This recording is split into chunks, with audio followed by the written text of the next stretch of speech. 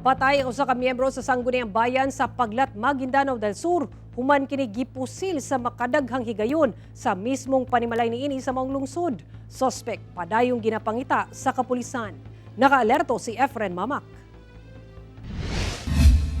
Dead on the spot ang SB member o konsehal nga si Samoan Kitalok. Human kini makadagang higayon nga gipusil sa lawas sa mismong panimalay niini sa Paglat, Maguindanao del Sur, banda 7:30 Huwebes sa buntag. Matod sa Maguindanao del Sur Police Provincial Office, naglingkod ang biktima sa gawa sa ilang panimalay ug kaistorya ang mga bystander sa lugar diyang dunay usa ka lalaking sospek ang kalit miduol sa biktima o gipusil kini.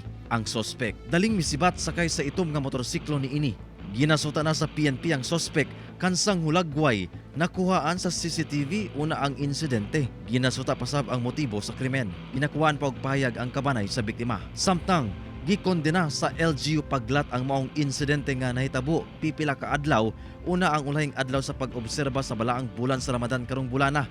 Nagpaabot sab kini og pasubo sa pamilya sa biktima ug nanawagan sab sa otoridad kalabot patas nga investigasyon alang sa hustisya sa biktima. Kauban si Gary Balantay, Efren Mamak, 1 Mindanao.